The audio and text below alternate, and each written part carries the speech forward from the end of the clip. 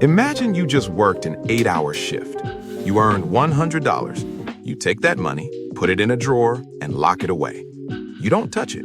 You don't spend it. A year later, you open that drawer. The same $100 bill is sitting there. It looks the same. It feels the same. But when you take it to the store, it only buys 7 hours of your life back. 1 hour of your work simply evaporated. There was no thief. No bill arrived in the mail. No one swiped your card. But you were taxed nonetheless. This is the silent tax. You know it as inflation, but that's the polite academic term used to make it sound like a natural weather pattern.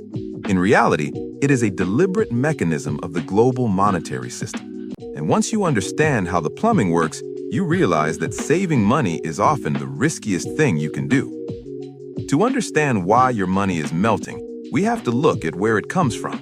Most people think the government prints money to pay for things. That's partially true, but the reality is more clinical. Money isn't just printed, it's loaned into existence. Every time a central bank creates a new dollar or a commercial bank issues a mortgage, the total supply of currency expands. But the amount of stuff in the world, the houses, the loaves of bread, the hours of labor, doesn't automatically increase to match it. You now have more tickets chasing the same amount of prizes. The math is brutal and indifferent. If there are 10 apples in a room and $10, each apple costs $1. If I suddenly walk in and hand everyone an extra $10, the room now has $20, but still only 10 apples. The apples didn't become more valuable, the money just became half as effective. This is where the irony lies. We are taught from childhood that saving is a virtue. We are told to be responsible, to keep a rainy day fund.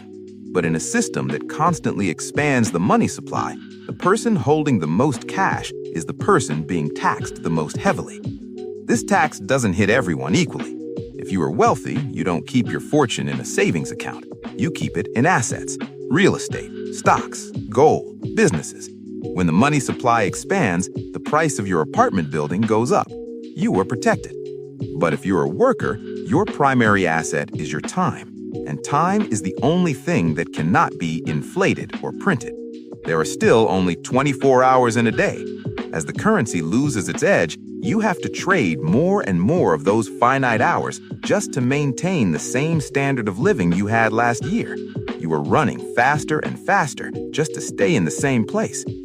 The system relies on the fact that this process is slow. If the price of milk doubled overnight, there would be riots. But if it goes up by 5% every year, it's just a cost of living adjustment. It's a tragedy that happens in slow motion. Governments love this tax for one specific reason. It's the only tax they don't have to vote on. They don't have to stand on a stage and tell you they are taking 5% of your purchasing power to pay off national debts. They just let the currency soften. Debt is the only thing that gets cheaper when money loses value. If a government owes $1 trillion and the dollar becomes worth half as much, their debt just became 50% easier to pay off. It's a massive transfer of wealth from the savers to the debtors, from the people who hold the currency to the people who issue it. We are told that a little bit of this is healthy. Central banks target a 2% leak every year. They call it price stability. But think about what that means over a lifetime. A 2% annual loss means your money loses half its value every 35 years. By the time you retire, the virtuous savings you gathered in your 20s have been hollowed out. The hype tells us that inflation is a sign of a growing economy. The reality is that it's often a sign of a system that has run out of honest ways to pay its bills.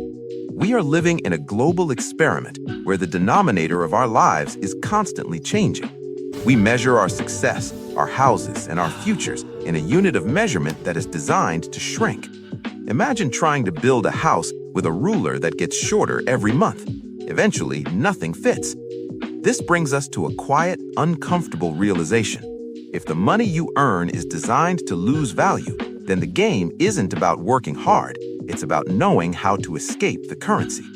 But as more people catch on, as more people flee into assets, the prices of those assets, like homes, skyrocket out of reach for the very people trying to save for them.